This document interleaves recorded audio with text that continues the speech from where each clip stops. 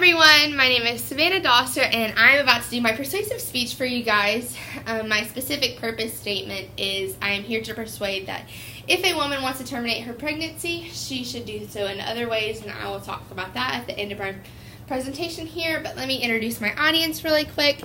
Here's Kiara and Maeve on this couch, and then Michaela on this couch. And here we go.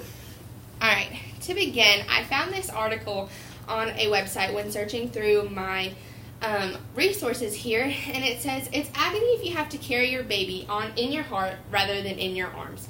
And this just implies and sums up what abortion really is that a woman loses her child or gives up her child, and she no longer can physically carry him or her and just has to remember him or her.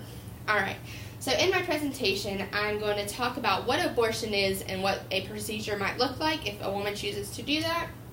Then I'm going to focus more on the politics of it, which is what the trimesters are defined by, and then what people often debate about. And then I'm going to recap about thinking about the baby or thinking about the mother in this whole process, whatever she chooses to do. And then I'm going to wrap it up with providing another option if you want to you want to terminate your pregnancy. Okay, so an abortion is defined as the deliberate termination of a human pregnancy, most often performed by a medical professional and by the end of 28 weeks. So usually an abortion has to take place before 28 weeks. Alright, and then to go into the procedure, to just sum up what the beginning looks like, a medical professional sedates a mother, and so she doesn't feel anything or feels less and is more relaxed during it. And then they use the two tools, speculum and a dilator, to open up the vagina and hold it open and then dilate the cervix so they can reach the baby and see the baby. And then the camera does exactly what it says, is it provides light and it will show the doctors what they're looking at so they can do it more accurately. But I want to focus on the small suction device, which is about this long and about the size of a banana. And it goes into the vagina, and it does what it says. It suctions out the baby.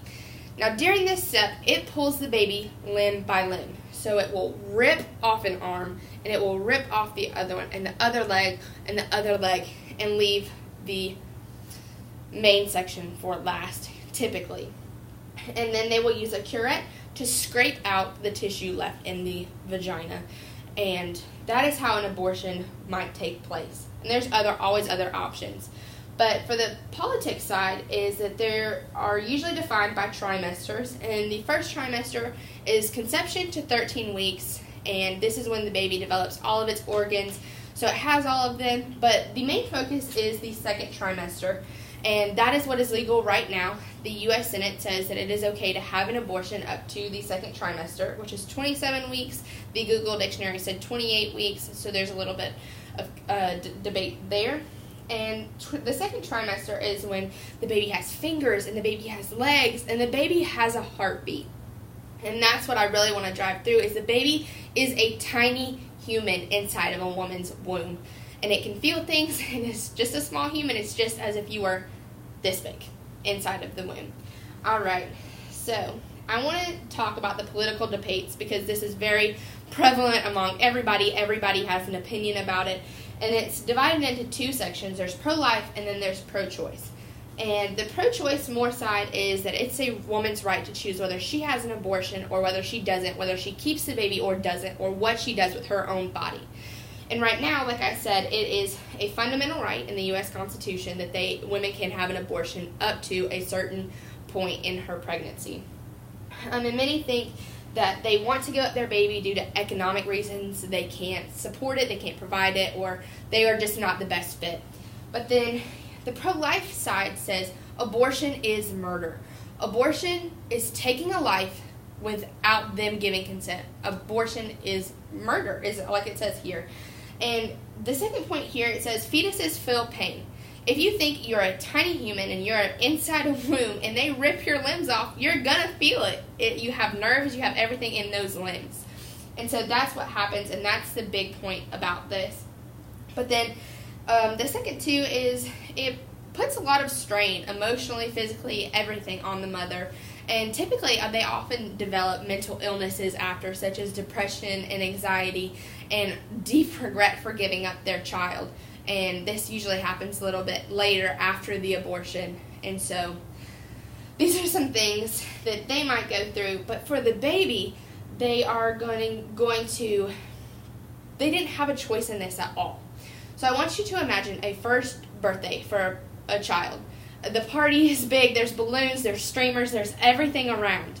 And the baby gets to dress up in his little suit or her little dress and go and smash into a cake because she doesn't know how to eat with a fork and a knife.